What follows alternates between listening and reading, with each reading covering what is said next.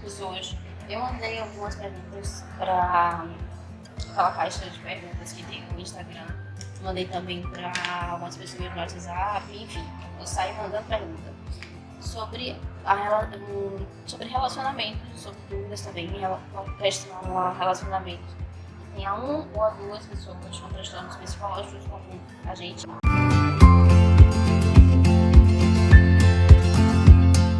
E aí eu trouxe este ser humano que vai estar se apresentando agora. Meu nome é Jaime, eu sou o ser humano que ela se relacionou e sou estudante de psicologia atualmente.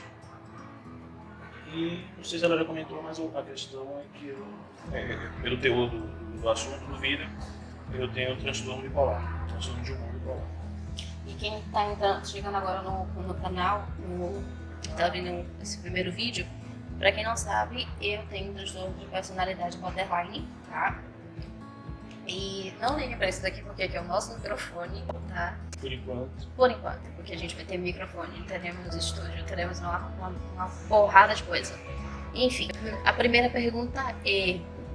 Olha, lembrando, eu não vou falar o nome das pessoas, porque eu não quero expor ninguém, tá?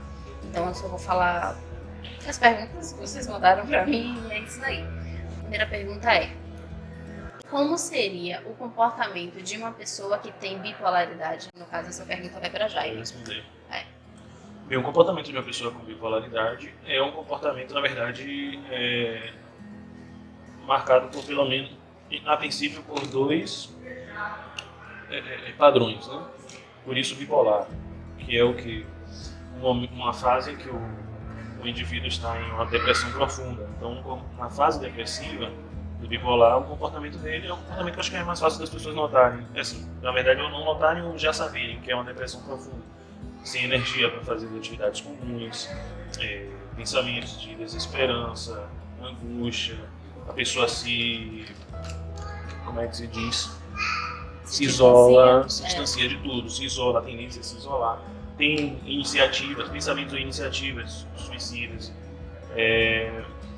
Esse é o comportamento do bipolar no quadro depressivo, no momento de depressão. Ele tem aqueles comportamentos assim, mais de isolamento, de frieza, de apatia, de ficar mais na vida. E o outro padrão de comportamento é que é outro polo, outro momento que o bipolar vivencia, que é a fase maníaca.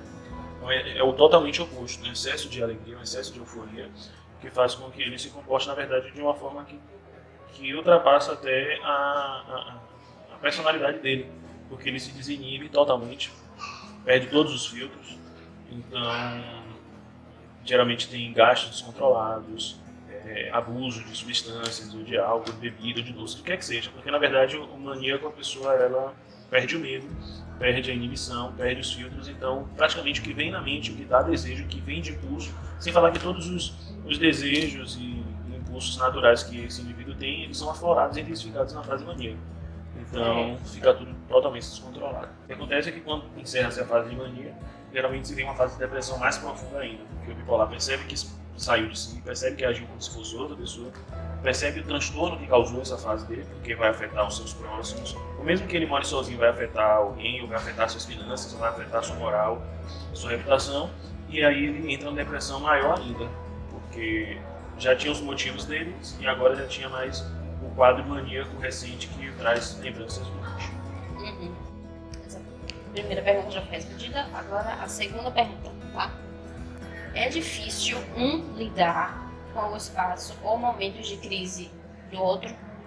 Eu respondo. Comece respondendo. Olha, assim, todo relacionamento, seja ele amoroso, seja ele afetivo de qualquer tipo, a pessoa tem que ter o seu espaço. Isso é óbvio, pelo amor de Deus.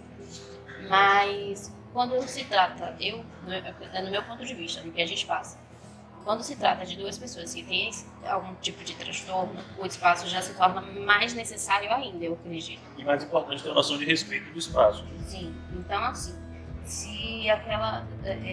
vou colocar a gente mesmo como exemplo. Quando eu não tô muito legal, às vezes eu não quero nem que ninguém toque ou encoste em mim, ele sabe que isso... O tempo todo. Não, é isso. Enfim, aí ele já entende, respeita e já me deixa já no meu cantinho lá. No meu momento, eu simplesmente vou voltar do meu cantinho e vou voltar de volta para o lado dele, tá? Com ele, eu acredito que é a mesma coisa em relação ao espaço. Ou você acha que é diferente? Mesma coisa. A questão do espaço para a nossa realidade, entrando na questão do fato de ter transtorno, eu acho que você respondeu perfeitamente. Há uma dificuldade sim, se for responder genericamente. Porque, por mais que tenhamos transtornos no início mesmo, havia uma certa dificuldade, porque o transtorno que ela tinha é mais complexo que o meu. E quando ela percebeu, né, por enquanto ela só lidava com momentos meus depressivos. Ela veio aprender, de início ela veio aprender a lidar com os momentos de euforia e mania depois. Então, tem uma dificuldade em você aprender a entender primeiro do que se trata, até mesmo para saber como lidar com esse espaço. Inclusive a questão de socorro, né? Porque a questão de socorro muitas vezes vai fazer com que você, entre aspas, invada o espaço. Que é aquele momento que aconteceu com ambos, que a gente via que a pessoa não estava bem, mas que como estava, na verdade estava tão péssimo que precisava de socorro, aí você tinha que agir pela outra pessoa, que isso aí já é diferente. É como você tirar alguém que está se afogando. Quando você está com uma pessoa assim, você tem que pesquisar, estudar, entender, procurar saber, perguntar a pessoa principalmente, porque é ela que está passando por aquilo, então é ela que sente aquilo tudo ali. Então, assim, ele começou a perceber esses sinais, perceber quais eram esses espaços. Se era aquele que eu ia me fazer alguma coisa, ou se era aquele que eu ia tomar um tempinho para mim, entendeu? Então, para isso, foi fundamental, primeiro, se informar sobre o que a pessoa tem. Então, isso é fundamental se você namora, se relaciona, seja namoro, seja familiar, seja o que for, com alguém que tem algum transtorno mental, se informe. Porque informação, seja de um livro, seja de um profissional, seja de internet. Internet, muito cuidado, porque a internet tem conteúdos maravilhosos a conteúdos repressíveis. Mas o importante é você se informar para você entender mais ou menos com o que você vai lidar. E dialogar com a pessoa. Tudo bem que às vezes a pessoa ainda com depressão, por exemplo, é difícil de conversar. Em alguns momentos que a gente também está em variação de humor, é difícil de conversar. Mas o diálogo foi fundamental para a gente. Eu esqueci até de falar, voltando, só para você entender melhor. Para vocês entenderem melhor o que eu quero dizer. Esse estado de mania faz com que a pessoa, inclusive, ignore princípios morais, éticos, que ela respeita, que ela preza e que ela jamais fariria no seu estado normal. Entendeu? Então, vocês entenderem o nível de gravidade que é uma mania. Agora, a pergunta também fala sobre momentos de crise do outro. Ah, sim, verdade.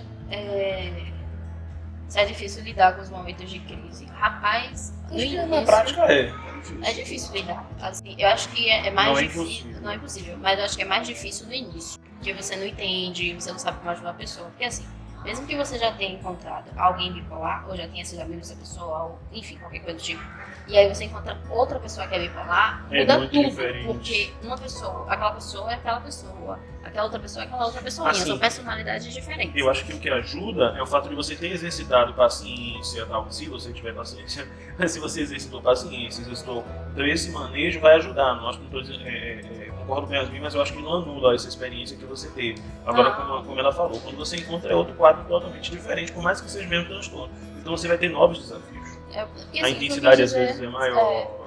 O que dizer não é que, na verdade, assim, por mais que você já tenha tido experiência com alguma pessoa bipolar, borderline ou qualquer outro transtorno, e você acabar encontrando outra pessoa, não é pra você já encarar, já passei por isso, você tirar direito de letra. Não é assim. Você tem que ir na maciota, ali devagarinho, percebendo, analisando, tendo paciência, respeito também com aquela pessoa e entendendo principalmente que nada do que aquela pessoa está fazendo, falando ou chorando ou se machucando é porque ela quer chamar atenção. Não é isso. É difícil, mas é uma dificuldade comum assim, em relação a qualquer outra habilidade que você tem que desenvolver. Se você for treinando e se focar, e principalmente entender que o objeto dessa habilidade é o ser humano, que aí eu acho que é a causa das mais nobres, né? É ajudar o ser humano, principalmente os seres humanos que você ama, então você vai conseguir sim. E quando eu falei de alcançar níveis incríveis, é alcançar mesmo níveis incríveis. A gente vai chegar até na pergunta que vai explicar. Sim. Agora a próxima pergunta, que na verdade não é uma pergunta. Melhor casal, já amo Jaime pelo apoio que ele tem dado a você, meu bem. I love you too. Diz que me ama? Diz que me ama, então. Não sei quem é, mas amo também, porque me ama e me amar sua marido. Na verdade, é um apoio que a gente tem dado um ao outro, né? Exatamente. Aos trancos e barrancos. Tem gente que tá esperando outro tipo de beijo. Vamos lá. Tá bom. Próxima pergunta. Deixa eu ler essa que você leu no caso. Ai, desculpa. Você percebe que ele está entrando em crise sem que ele diga ou vice-versa? Às vezes sim. Assim, no início, pra ser sincera, no início eu não percebia tanto. Com o passar do tempo que a gente foi pegando mais intimidade, passando mais tempo junto, aí eu fui percebendo melhor alguns sinais, fui descobrindo até alguns gatilhos dele também. Inclusive, acontece, eu aprendi com ela, convivendo com ela, que tem crises que, na verdade, você que me falou, porque tinha crises que ela começava a ter e que aparentemente, fisicamente, não estava tendo nada. Ela estava em crises que fisicamente não parecia. Ela estava lá, como ela está aqui agora, nesse exato momento. Então, o que foi necessário para eu saber? Ela me falar. No início era difícil, porque ela não me conhecia completamente, mas quando começa a ter confiança, convivência, ela falava, ó, tô entrando numa crise. Eu falei, o que é que eu faço? Às vezes ela não sabia o que fazer, mas sabe dizer o que não fazer, ó, é bom não me abafar, não pegar. Então, enfim, isso depende, né? Vai se comunicando porque você vai dizendo, vai ajudando o outro, pelo menos dizer o que você não quer que faça naquele momento, porque você sabe que vai piorar, isso todo mundo sabe. Então, a partir daí, observando, como ela falou, a gente é muito observador, aí eu comecei a perceber, até nesses momentos que ela estava com cara de paisagem, eu já começava, ela tá com cara de paisagem, porque ela tá com cara de paisagem, porque ela tá entrando numa possível crise. E aí ia percebendo outros sinais, ou que ela disse, ou que eu comecei a perceber também. Nós percebemos, sim, respondendo praticamente a pergunta. A última pergunta agora, você que leu, eu leio. Deixa eu ler de novo. Então leia. O fato de ambos terem demandas emocionais aumenta a empatia e diminui os conflitos? Posso responder na lata primeiro, antes de comentarmos? Aumenta a empatia e diminui os conflitos, sim. Porque se ambos têm demandas emocionais, pelo menos no nosso caso, a gente está respondendo tudo, vale ressaltar, baseado na nossa experiência, né? Possa ser que tenha outro casal que tenha experiência totalmente diferente, né? Não? Sim. Mas, baseado na nossa experiência, o fato de ambos terem demandas emocionais aumentou muito a empatia. Porque tanto eu quanto ela já entramos sabendo que mais ou menos o que o outro tinha, o que o outro estava bugado, então tinha que ter um cuidadozinho. Então a empatia já foi aumentada. Diminui os conflitos? Claro, porque quando você aumenta a empatia, você está mais atento e diminui os conflitos. Agora, o que eu acho, antes de você falar, é que pode acabar, se não tiver cuidado com essa empatia, pode acabar gerando outros tipos de conflitos. É verdade. É o que eu tenho nada mais a declarar. Você acha que? Eu concordo. Mas não todos os conflitos, obviamente. Alguns permanecem, porque ainda somos um casal, ainda são pessoas diferentes e pensamentos diferentes. E ainda se pretende fazer fusão? Fusão? Chega atrasado. Não deu pra fazer fusão.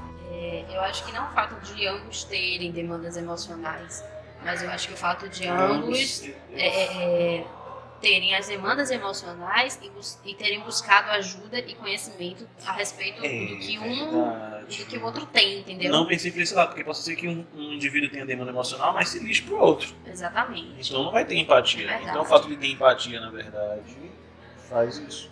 Sim. Mas no nosso caso, o fato de ter demanda emocional... Sim. Porque na verdade, assim, o fato dessas demandas emocionais, como está na pergunta, ela ela aumentou a empatia e diminuiu o conflito porque eu meti a cara em livro, fui perguntando na psicóloga, as pessoas, até em pessoas que também têm o mesmo transtorno, como é que era, e o que fazer, etc e tal, perguntava pra ele fez a mesma coisa. Então, assim, isso é que ajudou no fato de aumentar a empatia pelo outro, tá? Não é porque você sofre também de borderline, e aí você vai encontrar com alguém que sofre de depressão e automaticamente vocês vão ter empatia um pelo outro, porque os dois têm essas questões. Sim. Não é isso? Porque, na verdade, se eu falar de empatia, já vai entrar numa questão de caráter, né? Exatamente. Então, tem pessoas que têm empatia zero. Acho que a questão da pergunta é, beleza, nos encontramos para um relacionamento amoroso. Então, nesse contexto de namorar, ter interesse um pelo outro, a demanda emocional aumentou a empatia. Obviamente, porque os dois tinham. Agora, se um só tivesse, a história poderia ser diferente ou não. Diminuiu muitos conflitos, porque a gente já sabe que, por exemplo, a cara enfesada naquele momento não é, como é que se diz, o povo fala aqueles termos, é birra, nem sei mais. Mas, enfim, não é nada, não é infantilidade, não é nada disso. Você sabe que é uma questão realmente ali, ela está sofrendo. Então você já tem mais paciência, você já evita falar certos assuntos em alguns momentos. Agora os conflitos, sempre surgem outros, né? Inclusive, o cuidado, se você tiver empatia demais, às vezes você e os dois têm transtornos emocionais, às vezes você acaba cuidando mais do outro do que esse mesmo, então tem que equilibrar isso. Sim, com certeza. Enfim, essas foram as perguntas que vocês mandaram pra gente. Nós pretendemos fazer uma parte 2 também desse vídeo, tá? Queria chegar a outras perguntas. Chegaram bastante perguntas, inclusive se vocês tiverem mais perguntas a fazer, coloca aqui embaixo nos comentários, tá? Me segue lá também no Instagram, porque lá eu vou estar avisando quando chegar vídeo novo, vou estar pedindo mais perguntas a vocês também, curiosidades, enfim, tá? Então segue lá na rede social, comenta aqui embaixo. Se você não é inscrito, se inscreve também, dá o like, ativa o sininho para saber quando chegar vídeos novos, enfim, tá bom? Então esse foi o vídeo, eu espero que vocês tenham gostado muito, então, e é isso aí, tá? É isso aí. Beijo no queixo e um cheiro, galera.